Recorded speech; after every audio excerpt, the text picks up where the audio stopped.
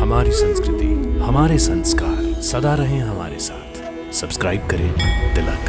भोला तो कहता था कि जब कान्हा ने मथुरा में प्रवेश किया तो मथुरा वालों ने उसका बड़ा स्वागत किया और जोर जोर से उसकी जय जयकार भी की।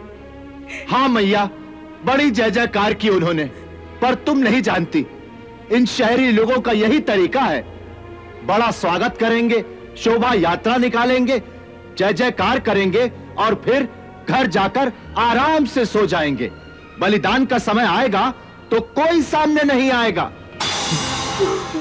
गोकुल वालों में और मथुरा वालों में यही अंतर है कि जब से हमने सुना है कि हमारा कान्हा संकट में है, तब से किसी को एक पल चैन नहीं। हर युवक कान्हा की रक्षा के लिए अपने प्राण देने को तैयार हो गया है। इसीलिए हम आपके पास आए हैं नंद बाबा, हमें आज्ञा दीजिए कि आज रात में मथुरा पहुंच जाएं और कल से अंग रक्षकों की तरह कान्हा के साथ साथ रहेंगे, उसे कहीं अकेला नहीं जाने देंगे। तो क्या वो अकेला ही घूमता फिरता है? हाँ, मैंने स्वयं देखा था कि जब धनुष तोड़ने आए तो कान्हा और दाऊ अकेले ही थे। और वो जो अक्रूर जी यहाँ बड़ी बड़ी बातें बनाते थे कि हम कान्हा का एक बाल भी बाका नहीं होने देंगे, उनके आदमी कहाँ थे? वहां तो न अक्रूर थे और न उनका कोई साथी देखा मैंने।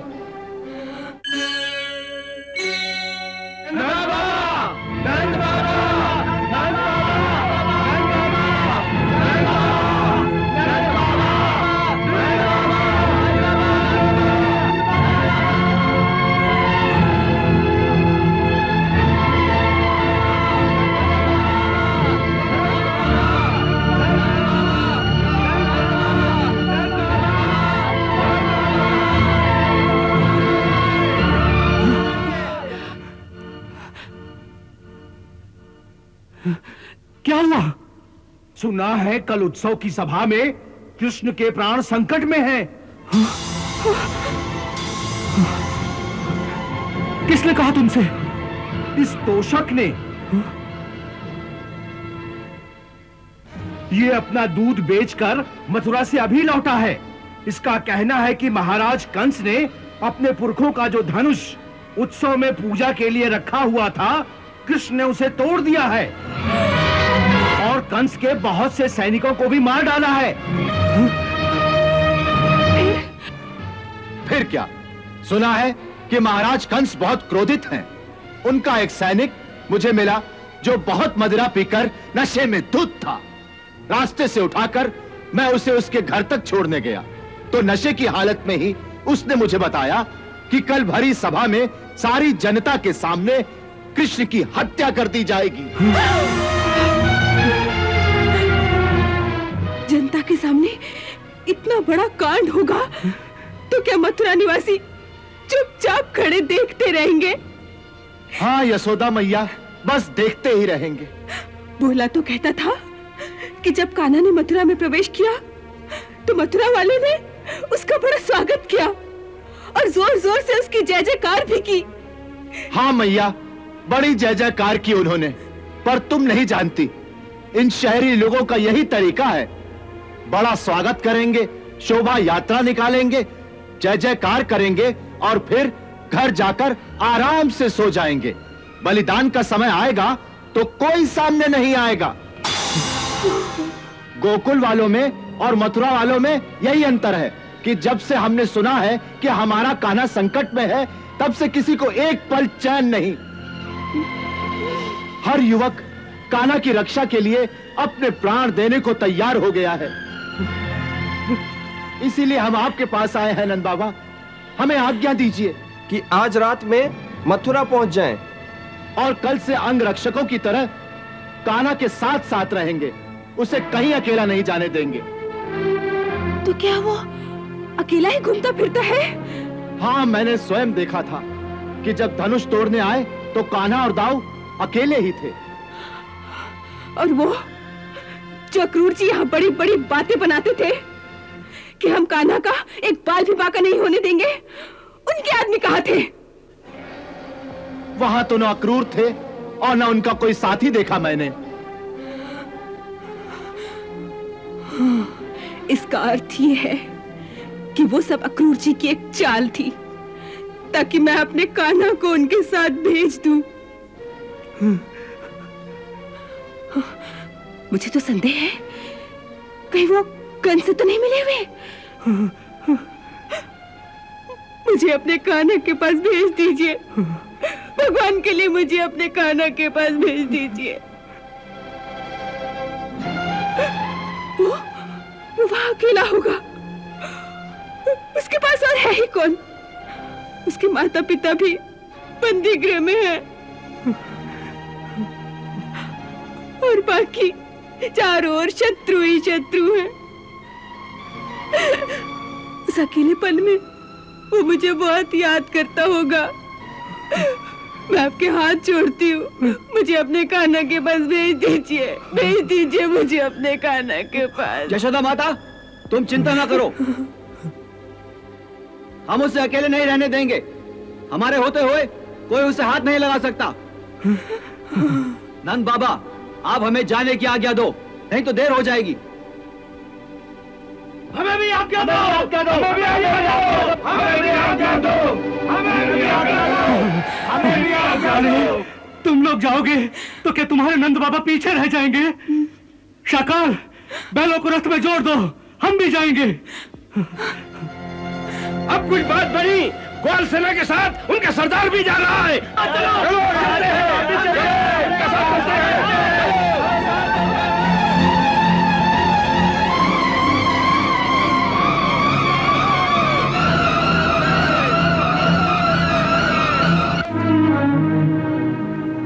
अभी अभी सूचना मिली है कि आपके पुत्र ने यज्ञशाला में रखे हुए शिव धनुष को तोड़ दिया है।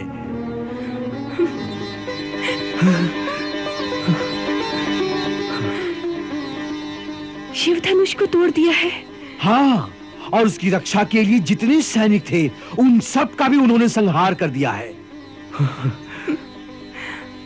सारे नगर में कृष्ण की जय जयकार हो रही है। सबको विश्वास हो गया है कि यही हमारा तारणहार है। जिसकी सबको प्रतीक्षा थी वो आ गया है।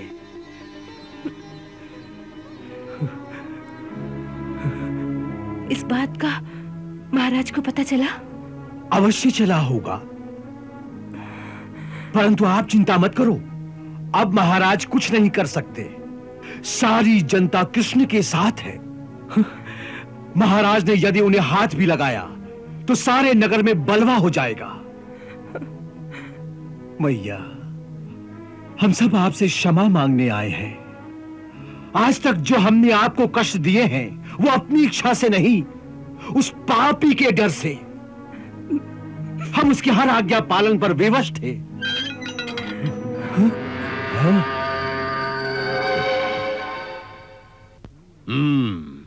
बहुत निडर हो गए तुम लोग, बहुत निडर हो गए। ये भूल गए कि मथुरा पर आज भी महाराज कंस का राज है, और ये भी भूल गए कि राजद्रोह का दंड कितना भयानक होता है। ले जाओ इन्हें और काल कोठरी में बंद कर दो। निश्चय ही इनके जीवन के दिन पूरे हो गए हैं। ले जाओ।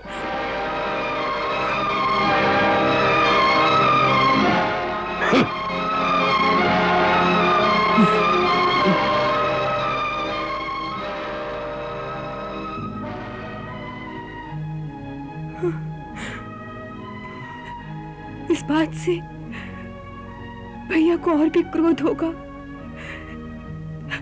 तब क्या होगा?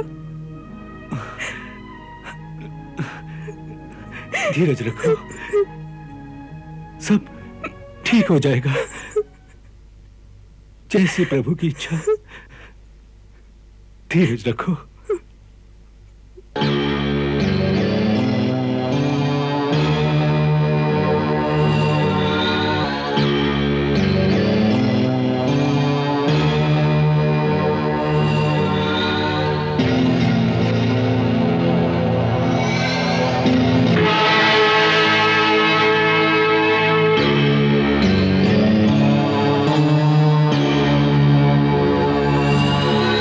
शाबाश, शाबाश, मिलाओ। और पिलाओ इसे। सारी रात मदिरा पिला पिला कर मदमस्त कर दो इसे, ताकि सुबह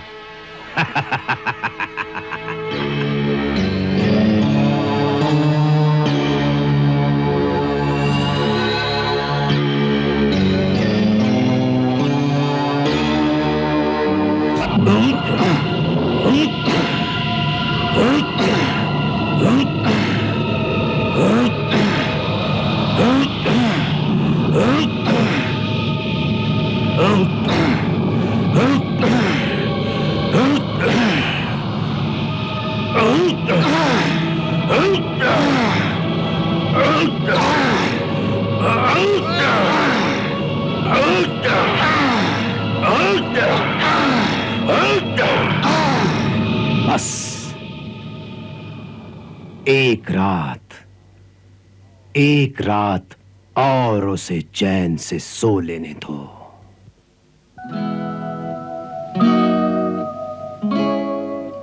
बड़े चैन से सो रहे भगवान मुदे नैन, एक बैरी एक भक्त है, दोनों को नहीं चैन, दोनों ही बेचैन।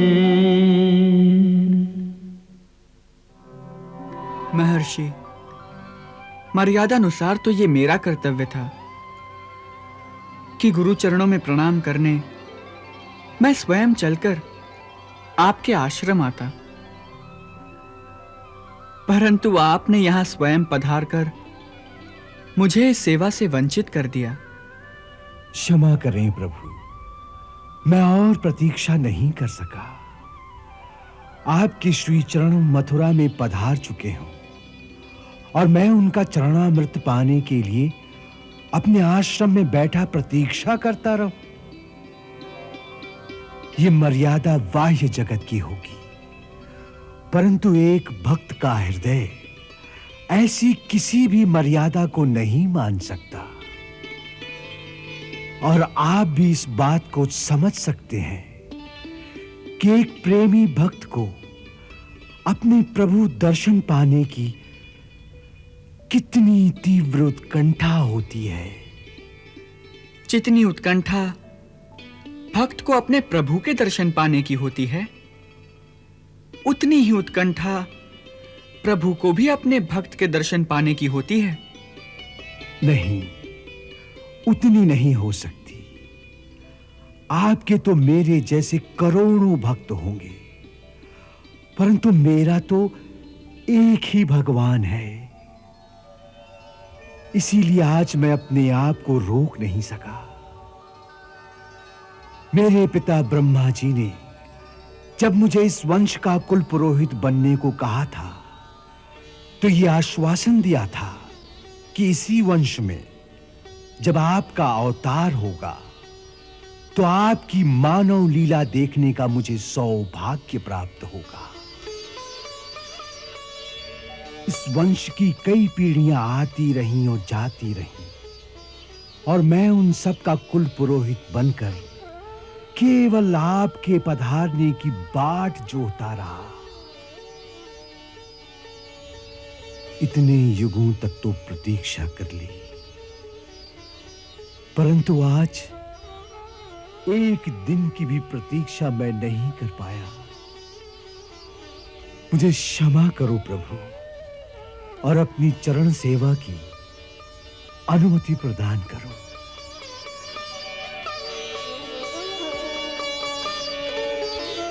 भक्त का तो भगवान पर इतना अधिकार होता है कि उसे किसी भी बात के लिए अनुमति लेने की आवश्यकता ही नहीं होती।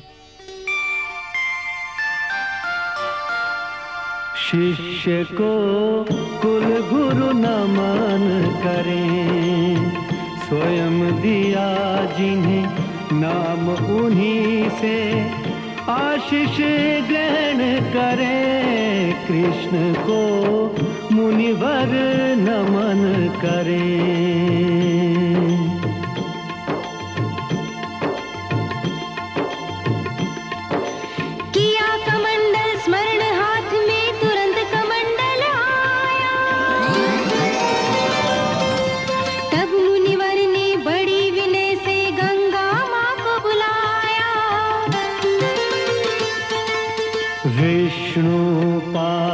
प्रसूतासी वैष्णवी नाम धारिणी पाहि मां सर्वतो रक्षेत् गंगा त्रिपथगामिनी।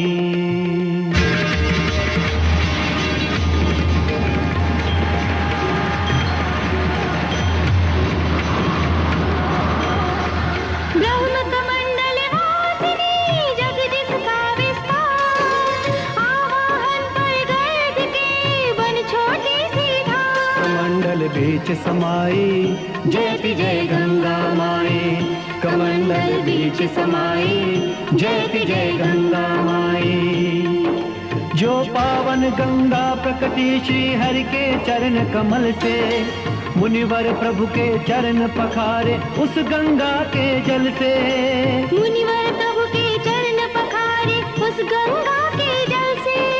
भक्ति सहित मुनि ने किया हर चरणामृत पान, मस्तक से दिग से लगा दिया परम सम्मान। हर्ष हृदय न समाई भय कृत कृत मुनिराई, हर्ष हृदय न समाई भय कृत कृत मुनिराई। करि चरणामृत पान नमन कियो मुनि राज पुनि, दे आशीष वरदान हो गए अंतर्धान हरि।